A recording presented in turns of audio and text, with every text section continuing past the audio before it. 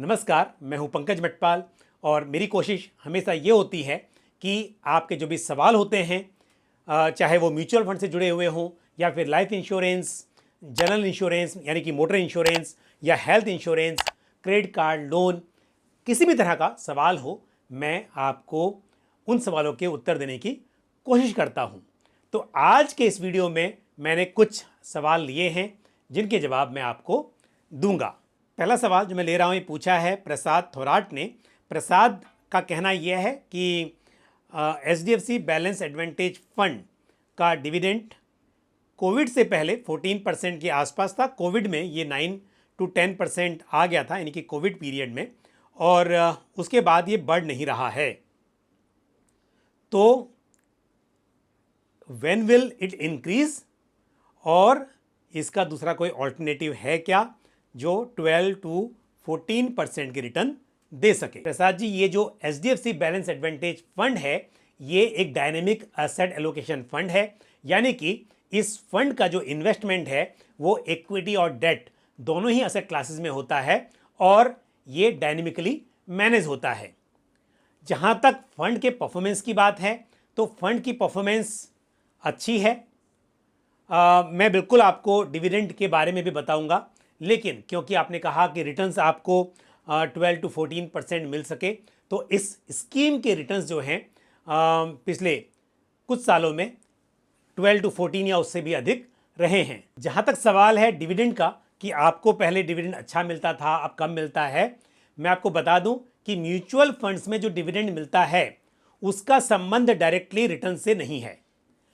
अगर कोई scheme every month dividend दे रही है तो इसका मतलब ये नहीं है कि प्रॉफिट है इसके लिए दे रही है, और इसीलिए 1 अप्रैल 2021 से सेबी के अनुसार, क्योंकि सेबी की गाइडलाइन के अनुसार इस डिविडेंड का नाम बदलकर इनकम डिस्ट्रीब्यूशन कम कैपिटल विड्रॉल हो गया है। यानी कि जब म्यूचुअल फंड अपनी किसी स्कीम में डिविडेंड देते हैं, जो कि अब डिविडेंड नहीं है, उसको हम कहते हैं इनकम डिस्ट्रीब्यूशन कम कैपिटल विड्रॉल।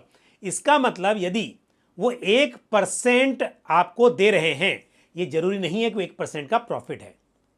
अगर आपको 1% दिया जा रहा है, हो सकता है कि प्रॉफिट उतना नहीं था, और उस केस में जो आपका कैपिटल है उसमें से विड्रॉ करके आपको दिया जा रहा है। तो इससे खुश होने की जरूरत नहीं है और ना दुखी होने की जरूरत है कि आपको हर महीने कितना IDCW यानी कि इनकम डिस्ट्रीब्यूशन कम विड्रॉल मिल रहा है। इंपॉर्टेंट यह है कि स्कीम की परफॉर्मेंस कैसी है। अगर स्कीम की परफॉर्मेंस अच्छी है और डिविडेंड कम भी मिल रहा है तो इसका मतलब आपके फंड की NAV बढ़ रही है, समय के साथ में आपका जो कैपिटल है वो भी बढ़ेगा। अगर डिविडेंड या जिसे हम IDCW बोलते हैं वो अधिक मिल रहा है लेकिन स्कीम परफॉर्म नहीं कर रही है, तो कुछ साल के बाद जब आप अपने पैसे को रिडीम करना चाहेंगे तो आपको मालूम चलेगा कि आपने जितना इन्वेस्ट किया था उससे भी कम रह गया है। अब बात करते हैं HDFC बैलेंस एडवांटेज फंड की परफॉर्मेंस की, क्योंकि आपने कहा प्री कोविड पीरियड में डिविडेंड अच्छा मिल रहा था, कोविड के बीच में कम हो गया। मैं आपको रिटर्न्स की बात करता हूं। अगर हम इस स्कीम के रिटर्न्स की बात करें, और मैं रिटर्न्स के लिए ग्रोथ ऑप्शन की बात कर रहा हूं, क्योंकि डिविडेंड में तो डिविडेंड बीच बीच में आता रहेगा, और अगर जैसे मैंने कहा कि आपके जो कैपिटल है उसमें से भी आ गया तो ग्रो क्या होगा। तो समझने के लिए कि स्कीम ने परफॉर्म कैसा किया है, तो ईयर 1920 फाइनेंशियल ईयर 1920 यानी कि 1 अप्रैल 2019 से 31 मार्च 2020 के बीच इस स्कीम का रिटर्न 25% से अधिक का रहा है। अब बात करते हैं कोविड पीरियड की। 2020-2021 में इस स्कीम का रिटर्न रहा 61% का, बल्कि उससे भी थोड़ा अधिक।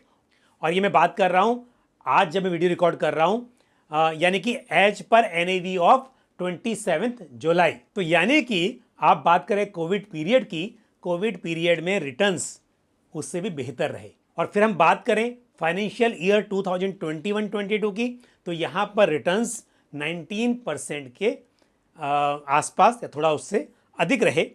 फाइनेंशियल ईयर 2022-23 में इस स्कीम ने लगभग 12% का रिटर्न डिलीवर किया, और फाइनेंशियल ईयर 23-24 बल्कि 1 अप्रैल 2023 से अब तक 27 जुलाई 2023 तक, यानी कि 4 महीने से भी थोड़ा कम का वक्त हुआ है, या लगभग 4 महीने मान लीजिए। इन 4 मंथ्स में स्कीम ने ऑलरेडी 12% का रिटर्न डिलीवर कर दिया है। तो डिविडेंड, जिसका नाम अब IDCW हो गया है, मैं बार बार क्लियर कर रहा हूं कि डिविडेंड नहीं है, बल्कि ये इनकम डिस्ट्रीब्यूशन कम विड्रॉल है, और इसके हिसाब से आप ये तय नहीं कर सकते कि स्कीम की परफॉर्मेंस कैसी रही है। हो सकता है कि फंड हाउस आपको आपके कैपिटल में से पैसे विड्रॉ करके दे दे। रिटर्न देखने हैं तो आप रिटर्न्स देखिए, और अब आपको जैसा मैंने बताया, इस स्कीम की परफॉर्मेंस काफ़ी अच्छी रही है। जितना आपको IDCW मिला है उससे अधिक मेरे हिसाब से स्कीम ने परफॉर्म किया है। इस क्वेश्चन का आंसर मैंने काफ़ी विस्तार से दिया, क्योंकि जो सवाल आपके मन में है ये कई इन्वेस्टर्स के मन में रहता है, और इसके लिए आपको ये देखने के बजाय कि आपको कितना IDCW मिल रहा है, ये समझना जरूरी है कि स्कीम की परफॉर्मेंस एक्चुअली कैसी है। कभी ऐसा भी हो सकता है कि कोई डिस्ट्रीब्यूटर आपको प्रॉमिस करे कि आपको यहाँ पर 1% पर मंथ का डिविडेंड मिलेगा, और हो सकता है कि मिल भी रहा हो, लेकिन इस बात से आप सावधान रहें और ये देखते रहें कहीं ऐसा तो नहीं है कि आपके कैपिटल से पैसा विड्रॉ होके आपको मिल रहा है। बढ़ते हैं आगे, लेते हैं अगला सवाल जो पूछा है मिस्टर आनंद ने, और आनंद का सवाल यह है कि इन्हें मिड कैप फंड और ELSS फंड के बारे में सुझाव चाहिए, और इन्वेस्टमेंट होराइजन 15 ईयर्स का है, मॉडरेट रिस्क एपेटाइट है। इक्विटी फंड्स में जब आप इन्वेस्टमेंट करते हैं तो यहाँ पर रिस्क रहता है, या तो हम ये कहें कि किसी इन्वेस्टर को जिसका रिस्क एपेटाइट मॉडरेट है और उन्हें मार्केट के उतार चढ़ाव से घबराहट होती है, तो उन्हें हाइब्रिड फंड्स में इन्वेस्ट करना चाहिए, क्योंकि हाइब्रिड फंड में इक्विटी के साथ डेट भी होगा, जहाँ पर स्टेबिलिटी बेहतर रहती है। लेकिन यदि आप इक्विटी फंड्स में निवेश करते हैं, और वो भी स्पेशली मिड कैप फंड में, तो यहाँ पर इस बात के लिए आप बिल्कुल तैयार रहिए कि वॉलेटिलिटी रहेगी, और समय समय पर यहाँ पर आपको उतार चढ़ाव देखने को मिलेगा। लेकिन क्योंकि आपका इन्वेस्टमेंट होराइजन 15 ईयर्स का है, तो यदि आप डटे रहे, मार्केट नीचे आया आपने और इन्वेस्ट कर दिया, या इन्वेस्ट नहीं भी किया तो आप लॉन्ग टर्म तक रुके रहे, तो ऐसे में चांसेस हैं कि आपको यहाँ पर प्रॉफिट मिलेगा। तो इसके लिए मैं ये तो नहीं कहूँगा कि यहाँ पर मॉडरेट रिस्क है, क्योंकि अगर मिड कैप फंड है या इक्विटी टैक्स सेवर फंड है, यहाँ पर रिस्क अधिक ही होता है, लेकिन 15 साल के हिसाब से यहाँ पर इन्वेस्टमेंट किया जा सकता है। मिड कैप फंड के लिए मेरा सजेशन होगा Motilal Oswal mid cap fund और कोटक इमर्जिंग इक्विटीज़ फंड। तो इनमें से किसी भी एक स्कीम में आप इन्वेस्ट कर सकते हैं। और अगर हम बात करें टैक्स सेवर की, तो यहाँ पर again Canara Robeco tax saver fund एक अच्छा टैक्स सेवर फंड है। Mirae asset tax saver fund भी कंसिडर किया जा सकता है। तो इनमें से किसी भी फंड में आप इन्वेस्टमेंट करने के बारे में सोच सकते हैं। और अब लेते हैं अगला सवाल जो पूछा है, जिन्होंने पूछा है उनका नाम यहाँ पर लिखा हुआ है क्रिएटर्स मंच, और उन्होंने बताया कि उनके पास 2 SIP हैं, एक HDFC mid cap opportunities fund में और दूसरी है HDFC सिल्वर ETF में, और साथ ही 2 फंड्स में लमसम इन्वेस्टमेंट भी किया हुआ है। तो यानी कि पोर्टफोलियो में लमसम स्कीम्स कौन सी हैं वो मुझे नहीं पता, और यही हैं या दूसरी कोई हैं, लेकिन एक मिड कैप फंड है और एक सिल्वर फंड है, इसकी जानकारी आपने दी है। अब आप इन्वेस्टमेंट करना चाहते हैं मल्टी कैप फंड में, और 10 to 15 ईयर्स का आपका नज़रिया है। 3000 रुपीज़ की आप टोटल मंथली SIP करेंगे और 30,000 रुपीज़ लमसम कर सकते हैं। टोटल मंथली SIP से आपका मतलब क्या ये है कि 2000 की चल रही है, 1000 और बढ़ाएंगे या 3000 रुपया और आप निवेश करेंगे। बट जो भी करें, आप जो SIP की बात कर रहे हैं 10 to 15 ईयर्स के लिए, यहाँ पर आप मल्टी कैप फंड में आदित्य बिरला सन लाइफ मल्टी कैप फंड या ICICI prudential multi cap fund को चुन सकते हैं। जहाँ तक लमसम का सवाल है, मैं यही कहूँगा कि उसको भी आप इन्हीं स्कीम्स में थोड़ा पैसा मल्टी कैप में, जिस स्कीम में आप SIP करें उसमें, और थोड़ा पैसा आप HDFC mid cap opportunities fund में इन्वेस्ट कर सकते हैं। और ये मैं मानकर चल रहा हूँ कि लमसम पैसा भी जो आप इन्वेस्ट करेंगे वो भी आप 10-15 ईयर्स के लिए करेंगे, उस हिसाब से स्कीम अच्छी है। और आपका मिड कैप और साथ में मल्टी कैप यानी कि large cap, mid cap, small cap सभी तरह के मार्केट कैप्स में एक्सपोजर हो जाएगा। बढ़ते हैं आगे, लेते हैं अगला सवाल। अगेन इनका नाम यहाँ पर PMN 1974 लिखा हुआ है और सवाल यह है कि, बल्कि इससे पहले उन्होंने बोला है कि मैं रेगुलरली आपको फॉलो करता हूँ, so thank you very much. इससे हमें मोटिवेशन मिलता है, तो आप बिल्कुल फॉलो कीजिए, सवाल पूछिए, जो भी जानकारी आपको चाहिए वो आप कमेंट बॉक्स में पोस्ट कर सकते हैं। और with the horizon of 7 to 10 years आपको इन्वेस्टमेंट करना है मल्टी कैप या फ्लेक्सी कैप फंड में। क्या सूटेबल रहेगा? आप 7 to 10 ईयर्स के लिए कर रहे हैं अगर इन्वेस्टमेंट, तो दोनों ही अच्छी चॉइसेस हैं। मल्टी कैप में all the time large cap, mid cap, small cap रहेगा। फ्लेक्सी कैप में हो सकता है कि किसी वक्त पर एक तरह का सेगमेंट ना भी हो या कम हो, ये फंड मैनेजर के पास है। आप लंबे समय के लिए निवेश कर रहे हैं, मेरे हिसाब से आप मल्टी कैप फंड में इन्वेस्टमेंट कर लीजिए।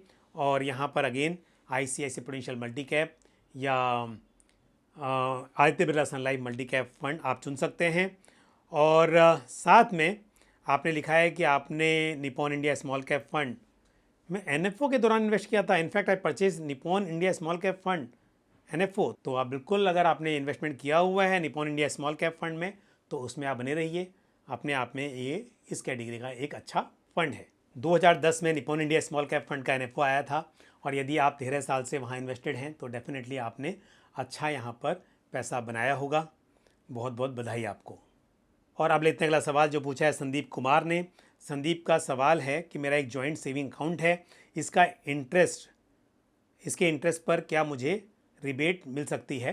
तो आपका सवाल इनकम टैक्स को लेकर है। मैं बता दूं कि किसी भी ऐसे व्यक्ति के लिए कि जो सीनियर सिटीजन नहीं है, 60 ईयर्स से कम की एज है, उनके लिए अंडर सेक्शन 80 TTA जो इंटरेस्ट होता है 10,000 रुपीज़ तक, उस पर डिडक्शन मिलता है। लेकिन जब हम बात करते हैं डिडक्शन की अंडर सेक्शन 80 TTA, तो ये भी जानना जरूरी है कि जो इनकम है आपके सेविंग बैंक अकाउंट की, वो आपकी इनकम में जुड़ेगी, इनकम फ्रॉम अदर सोर्स। यानी कि कहने का मतलब ये है कि मान लीजिए कि आपका टोटल जो इंटरेस्ट आया है सेविंग बैंक अकाउंट में वो 15,000 रुपीज़ है, तो पहले वो 15,000 आपकी इनकम में जुड़ जाएगा।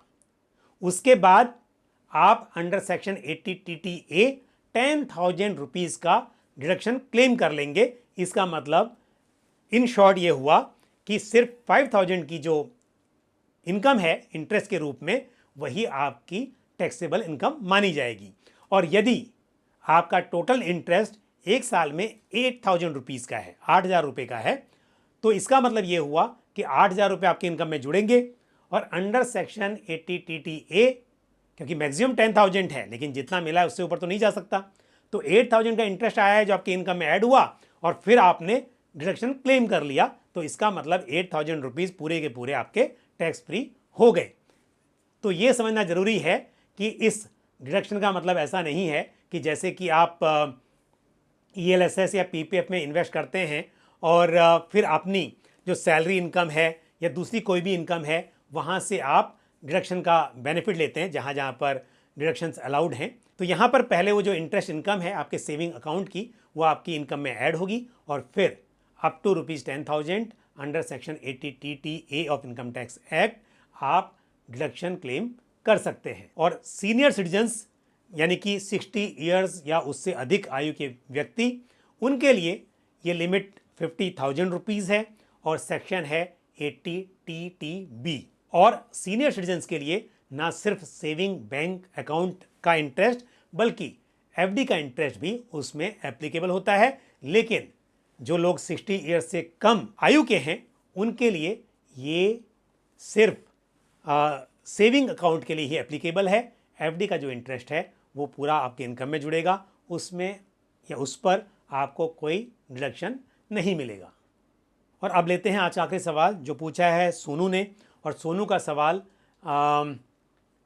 कार इंश्योरेंस पॉलिसी से संबंधित है। उनका कहना है कि उनके ब्रदर का एक्सीडेंट हुआ जिसमें उन्हें काफ़ी चोट आई है और ऐसे में उन्हें क्या कंपनसेशन मिल सकता है।